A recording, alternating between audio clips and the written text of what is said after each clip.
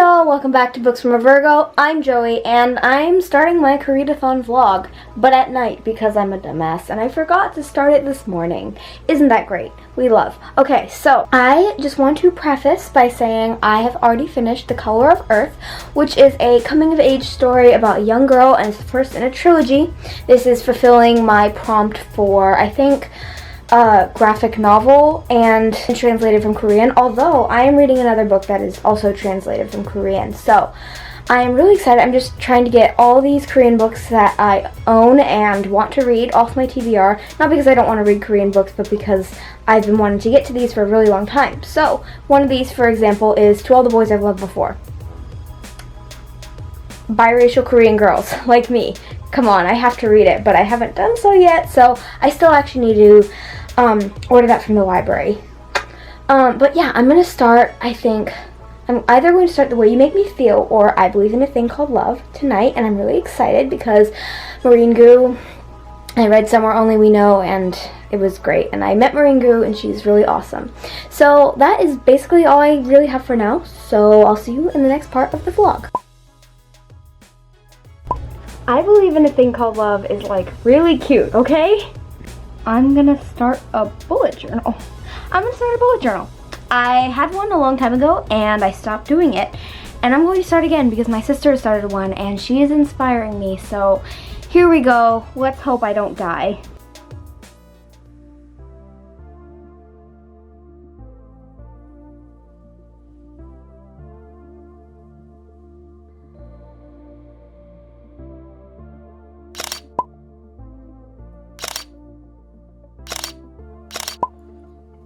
Oh baby, I wanted you to be here. Hey y'all, good morning. This is, I guess, the formal introduction to my vlog, which is the koreadathon vlog for the week of koreadathon. It started the 29th of June, and I already have read The Color of Earth by Kim Dong-hwa. I gave it 5 stars. I think it was a really great coming-of-age story, and it really touched on a lot of like traditional aspects of Korean folk life. And I know you may just be like, why are you saying this? Like, you live in the city and you're not even full Korean. Yes, but I've been there, and I don't want to say I'm an expert because I'm obviously not, but I have seen a little bit what it is like, and from the stories I've heard from my family, it is like that a little bit. And so I just thought, like, it was really cool. There were a lot of footnotes that explained what certain things were and what certain euphemisms and sayings meant, and I thought that was really interesting. I do want to read the rest of the series, but they're not in my library, so I'm going to have to buy them, which is kind of unfortunate because I don't have a lot of money right now because I spent them all on books. Yeah, I'm currently reading I Believe in a Thing Called Love, which I told you yesterday was really cute. I'm only about like 50 pages in, but I'm hoping to finish it today so that I can continue on. The thing is, the Book Junkie trials have just started as well, and none of my koreadathon prompts are my Book Junkie trial prompts, which is really stupid of me, but unfortunately I can't change my TBR, so that just means I need to read like a book a day kind of thing. So that's gonna be a lot, but wish me luck. It's the summer, so I should be able to do that. I'm not in school. Today I have a class. Yes, even though summer I do have a class. It's a intro to college sort of class. I will be going to university next year, as well as high school at the same time. If you've been following my Twitter, I mentioned it a couple times. But basically, I'm taking this writing class and it starts today, so I have to be there. And then after that, I'm going to come home, work on my bullet journal, maybe read a little bit, do some filming maybe, and then I will be going back out to volunteer at the Smithsonian. If you've been to DC or you live in DC or you just know stuff about DC, it's the institution of a lot of museums that are free and open to the public. So if you ever come to DC, you'll obviously be going to those because why would you miss out on a bunch of free museums, especially the African American History Museum, which I actually have not been to, but I really want to go.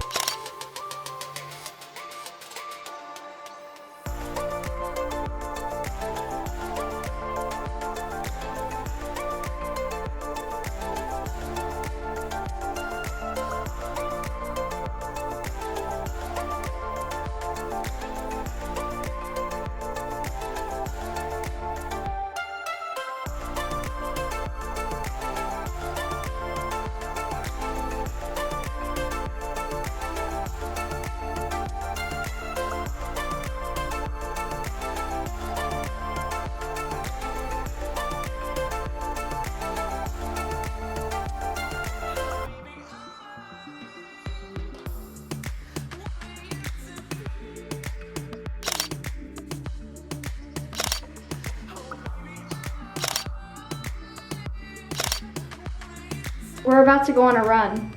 Yay! Ready to die? Yep. Do I hate running? Yes. Did I do it? Yes. Do I hate myself for it? No. Did I get any reading done today? No. Did I bullet journal a lot? Yes. That's what's important in life. Good morning, everyone. I hate the way I look without makeup on in front of a camera, but it's a vlog, so that's what I have to do. Today is Tuesday. Yes, it's Tuesday, and I'm going to my class again, and then I'm gonna volunteer at the Smithsonian again. But I guess what I have to say is I'm tired. I read a little bit of I Believe in a Thing Called Love last night, thankfully. I still need to get through all my koreadathon books and start with the book junkie trials because I have trying to do all the books for that. We'll just see how that goes. I'm not very confident about that, but it'll be fine. It'll really be fine. Been working more on my bullet journal. I'm really happy with it. Also, I have to read this book for class. It's like really long. I think it's almost 1,000 pages, and that's not gonna go well because I have to read all these other books as well. But luckily that'll be chapter by chapter, day by day, so we'll see what I can do.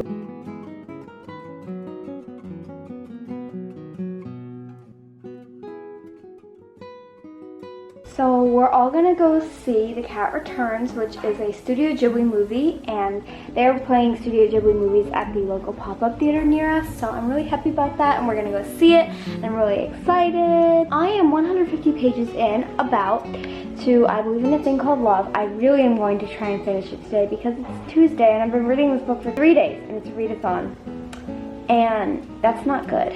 And I need to get a start on the book junkie trials.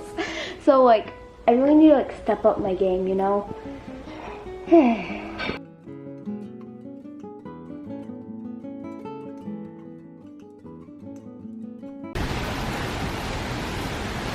Are you wet, Danielle? It takes more than a cardboard to knock me down. When the sharpest car doors. I'm so wet. You can't see it, but I'm so wet. Hold on. I got your clothes on. Thank you. There's like kimchi in here. Yeah, it does. It's supposed to be a kimchi house. No, it's the broccoli. Kimchi. Oh. Good morning, everyone. This morning, I finished I Believe in a Thing Called Love by Maureen Gu, and I love this book so much. It read like a K-drama, even though the whole point was that Desi was following these K-drama steps, and in the end she had to stray off of them because you can't have a relationship that's built off of control and steps. But like, it still read that way anyway because it read like a contemporary novel which has a similar sort of formula. Anyway, it was very cute. I loved it a lot, and I loved how at the end they had a list of K-drama recommendations for newbies, which is good because I've only watched a few and I definitely want to get into a few more. And they gave me another site for watching dramas, which is Drama Beans, which is great because before I've been watching them on Drama Fever, which now the site has been taken down. I'm starting The Plotters today. This is a novel that is actually an ARC galley copy, and this is an adult thriller about this man who is an assassin in this society of assassins. Not like a formal society, but just that a lot of people are assassins and there's like this whole underground market, and he's trying to not be a piece or a pawn in this sort of overarching scheme, and he's kind of forging his own path, and it looks really good, so I'm really excited. I've never seen anyone else talk about this. This is actually translated to English from Korean, and it is Winsor Kim's first novel to be translated to English, so very exciting.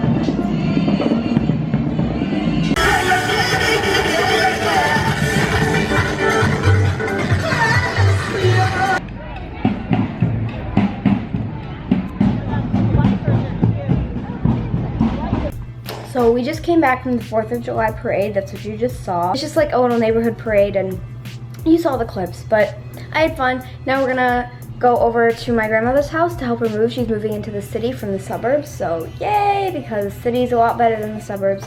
No offense to all of you who live in the suburbs, it's just not my thing. I could never do it. Happy Independence Day to all of you who are American, and if you're British, I'm sorry, but here's to you as well. Here's my other cat.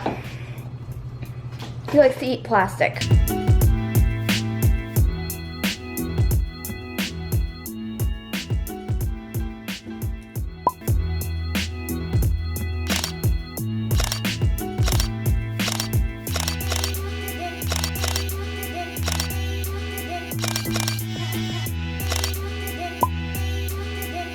Hi, so I'm back on the vlog. I understand that it's really echoey in this room, and that's because it's empty, except for like a few things like this bookcase that I'm sitting in front of that doesn't have any books on it except for the novel I'm currently reading, which is The Plotters by Eunsu Kim. And I think I talked about it in a book haul a while ago, which I'll link, but I'm really excited for it. I'm like halfway through, a little bit less than that, and I'm hoping I can finish it by the end of today before Koreadathon ends, because it ends today. Now, if you hear this noise like of little like games or TV going on in the background, I can't help it. I'm with a bunch of my little cousins, so they're watching TV, and it's annoying, but I'm sorry. And I hope I don't get copyrighted either, but whatever, there's nothing I can do. So as a part of this vlog, I'm going to do my June wrap up and Koreadathon wrap up, because I am trying to get this all concise together. I don't really want to film the whole June wrap up, so I'm just going to put it in with this. So I guess you could just call it the Biblio Games wrap up and the Koreadathon wrap up in one, because Koreadathon did start in June and ends in July. So let's just start with this. So the Reading It Queer readathon and the Read Your Gaze readathon. Let's start with my Biblio Games readathon. So I was an anti-hero, which meant that my group book was Arch Enemies. However, I had already read Renegades and Arch Enemies, and there were so many other books I wanted to read, so I skipped on this one, and unfortunately, I didn't follow through with that challenge. However, the second question was Jim, a format you don't typically read, so I read Radio Silence, which was an audiobook, and I don't typically read audiobooks, and I thought that it was pretty good. I don't think it was worth the hype. It follows this girl who does fan art for this podcast, and finally she gets invited to do the official fan art for the podcast, and she makes friends with the creator, and it's really great. And then there's, you know, the traditional contemporary fallout, but the great thing is that the guy who runs the podcast and her, they're not in a relationship. They're both queer, and they have a very platonic relationship. The third prompt was Lunch, a book with a satisfying ending, and for that was It's Not Like It's a Secret by Misa Sugura, and I really love this book. It's her debut novel, and I thought it was so good for a debut novel. I rated it 5 stars. I definitely recommend you go read it for a very cute female-female romance. I thought it was really great because it had intersectional representation, which is often not shown as much as simply one type of diversity. For the specifically anti-hero prompts, the first one was alter ego. Have someone from a different team pick your book. So someone else picked for me The Fever King. I will show their name up on the screen somewhere, but I don't remember who it was at this specific moment, and I will link their channel down below as well. Moral Ambiguity, a trashy YA book. I finished the Shadow series. I read Restore Me and Defy Me, so I'm just waiting on Imagine Me to come out because I think it's really great. I don't think that Tahereh Mafi had the end in mind when she was writing this series, because the series did end with Ignite Me, and then she just decided to write 3 more books, and there are some discontinuities and things that don't really make a lot of sense, but I'm enjoying it. It's trashy YA. It's not meant to be oh so wonderful, life-changing, earth-shattering literature. It's really fun. And finally, Witty Banter 101, a book with comedy. I chose Beneath the Citadel, and this was basically like 6 of Crows.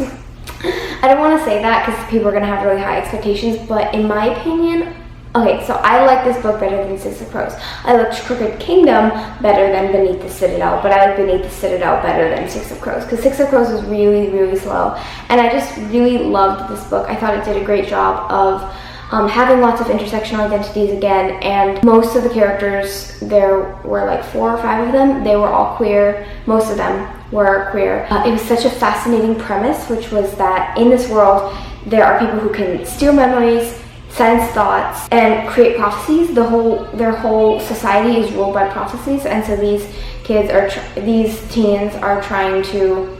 It's kind of like a little bit like a heist. I can't really describe the whole plot without giving some stuff away, but I think that you should definitely read it if you like fantasy, anything dealing with memories or time or prophecies, and if you like sex with crows, definitely check this out as well. So for the Reading It Queer Readathon, the prompts were female-female relationships. So I read The Love and Lies of Ruxana Ali. This girl who gets caught with her girlfriend. She gets sent to Bangladesh, where her parents immigrated from, and she's like, it's a kind of like a reset to connect to her roots, and her parents try to trick her into a lot of things. And I think there's a really great story. I rated it 4 stars. I also read It's Not Like It's a Secret, which I told you I rated 5 stars. The next prompt was Own Voices. So I had initially planned on reading Adaptation, but I ended up reading It's Not Like It's a Secret. Misa Segura is Own Voices for the Japanese main character. However, I'm not sure if she's queer. She might be bi or something, but she has a husband. It said that in the About the Author bio, so that's not necessarily Own Voices, but the race thing is. Bisexual character. Beneath the Citadel, Radio Silence. Also, Love in the Time of Global Warming, which I read. It's a very short book. It's an Odyssey retelling in futuristic world where basically the world's ended because of global warming and some science-y things. I rated it, I think, 2 or 3 stars. It was just it felt very flat. So I did like a certain way that it ended, which was that it wasn't totally centered around, you know, love and the love interest. It ended up, like, the greatest love of all really was her brother, although the main character did miss the guy that she liked. And so it was quite interesting because even though the main character, who's a girl, was bisexual, the whole romance in the story was centered around a female-male romance, which you don't really get a lot when it's bisexual characters. It's mostly just same-gender representation, which is quite interesting because a lot of times bi erasure leads to male-female romances being invalidated when it comes to a bi character, and so I'm really glad that I had that representation as well. For an ace aro character, I read Let's Talk About Love, but I had to DNF that book because it was just, I hate reading contemporaries, and if it's not a contemporary, it isn't really good enough for me to want to continue on. I don't want to continue on with it. I did read the audiobook, and sometimes it's a little hard for me to get into, which is why I probably ended up DNFing it because of that. But I do think that the audiobook was very good if you like audiobooks. I think that the voices were done very well and everything like that. I just couldn't get into it myself. Also, I think Radio Silence, the creator of Radio Silence, he's ace, I'm pretty sure. He's not aro, but he's ace. So Radio Silence counts for that as well. For recommended by a friend, I read Song of Achilles, 5 stars. I cried. You know what this book is about. Iliad retelling. That's all you need to know. It's gay. Intersectional character. Beneath the Citadel, we had plus size I think racial representation as well. I think it was a Latinx inspired fantasy because Destiny Soria is Latinx as well. Queer, of course, lots of different neurodiversity as well, character who had anxiety. It was great. Also, Radio Silence, the main character is biracial. It's Not Like It's a Secret. Again, racial and queer intersectionality. For genre not normally read, I read The Fever King because I don't usually read sci-fi, and I did really enjoy The Fever King. I thought the premise was really interesting, which is that this this virus gives you magic and it kills some people. It kind of reminded me of like a superhero origin story, and I thought that was quite fascinating, and I rated it 5 stars, I'm pretty sure. And for a trans non-binary character, I had actually initially planned on reading I Wish You All the Best, but I didn't get to that book. Instead,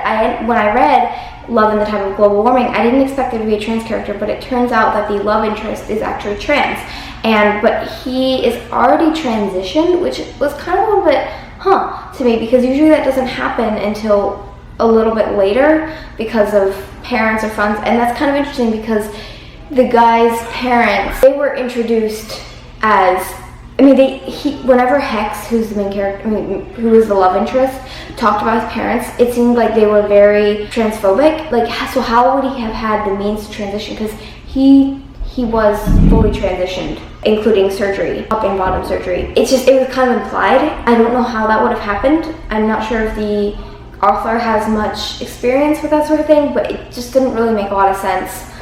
I don't think it's a spoiler. I don't know. It didn't really specify ages, so possibly he was older, so maybe he would have had the means to save up on his own, but that's still really expensive, so I don't even know. The Read Your Gaze Readathon was hosted by Boston Reads Books. That baby scream. I can't even. This was by colors on the pride flag. So red was lesbian, so I read The Love and Lies of Roxana Ali, and It's Not Like It's a Secret. Orange was gay, so male-male romance.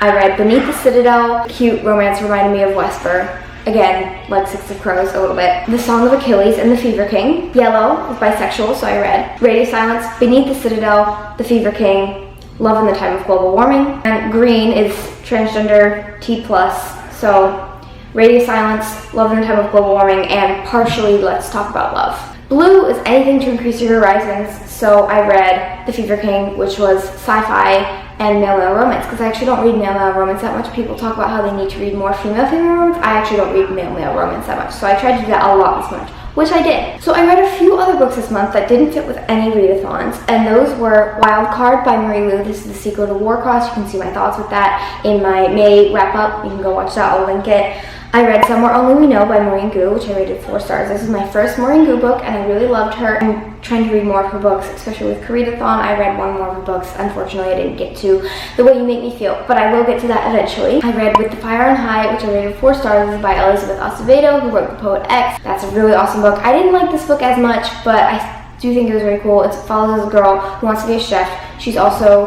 has a 2-year-old daughter, but it's not really about her struggles of being a teen mom. It's more about her struggles of trying to become a chef. It's really cute, and I think it's a great story, inspiring, very much so. I also read Black Butler, so I don't usually read manga, but I had this one from the library. I rated it 5 stars. It was so amazing, so interesting. I definitely want to continue on with the volumes of the Black Butler series. However, I'm not sure how that's going to be able to happen because there's just a lot of them, and I don't know if I have the patience, but they do go quick, so I have that for me. I also read Persepolis, The Story of a Childhood. I read just volume 1, and I think it was such a good story. I love this book. It follows this girl who lives in Persia. It kind of like goes through her whole history. It's a memoir. It's really great. I love it so much. Definitely recommend you read it. Okay, let's get into the Koreadathon prompts. The first prompt was read a book translated from Korean. So I have already read The Color of Earth, which you kind of heard me talk about a little bit.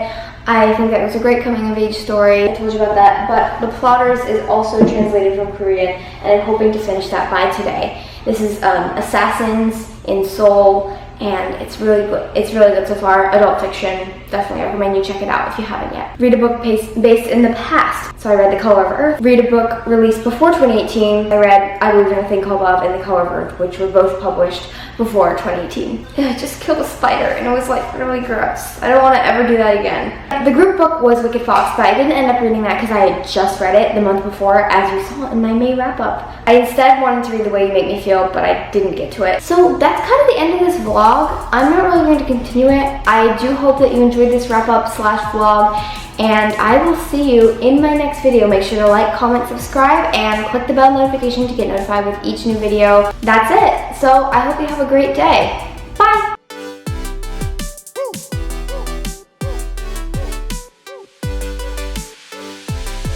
I think I got everything on the checklist that I'm going to get in here.